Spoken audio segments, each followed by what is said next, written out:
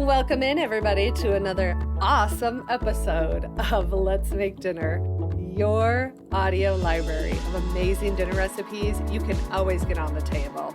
Promise. I'm your host, Susie Weinrich. Back in episode 16, we talked about making a fresh basil pesto.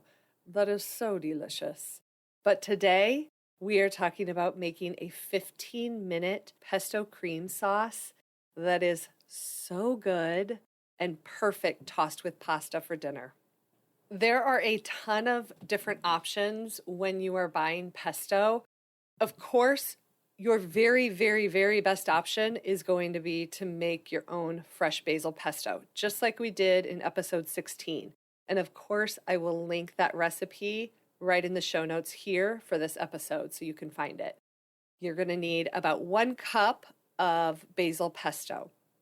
If you don't want to make your own, if you want to keep this super simple, you can absolutely use store-bought pesto. However, the quality of pesto ranges drastically. Your best bet for a store-bought pesto is going to be from the refrigerated section. Absolutely, hands down.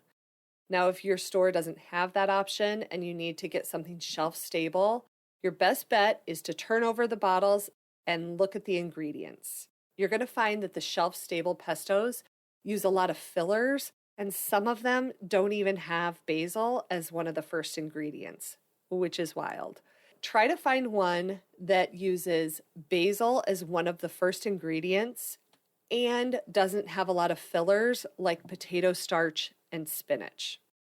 Those are my best tips for finding a good pesto. Let's go ahead and get into making this recipe.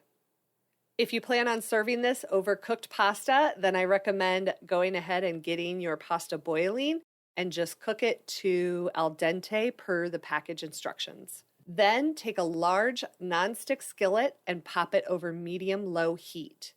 You're going to melt 2 tablespoons of butter, and then you're going to add 2 minced garlic cloves and just saute them for about 1 minute so you can start to smell that delicious garlic flavor.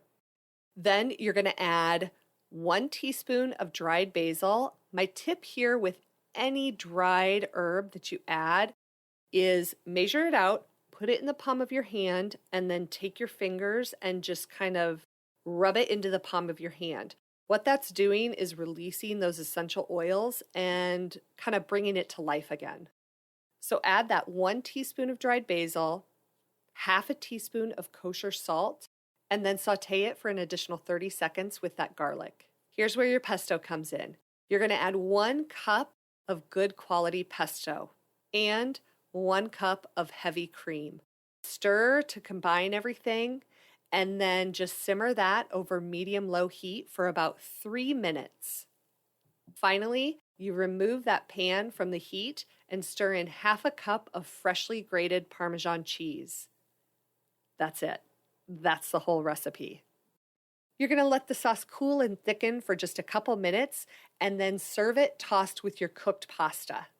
You're going to have a creamy and super decadent pasta dish that only took about 15 minutes to make, which is excellent. If you like to grill, I highly recommend adding a little bit of grilled chicken on top, but it's totally not necessary.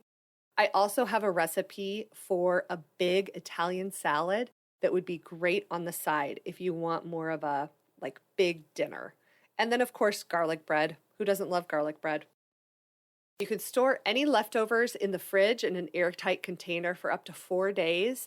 But when you're reheating this, you have to be a little careful because just like when you reheat Alfredo, it can kind of separate, the oil and the cream can separate a little bit. So you want to reheat it in portions just for 30 seconds at a time. Give it a good stir. You may want to add a little more milk in, give it a stir, 30 more seconds, and it should reheat okay. That does it for this episode of Let's Make Dinner. As always, I will link all of the recipes right in the show notes for you to find when you're ready to make dinner. If you're enjoying these episodes, I would love to have you rate and review this show in your favorite podcast player. Until next time, I hope this episode of Let's Make Dinner makes your dinner time a little easier.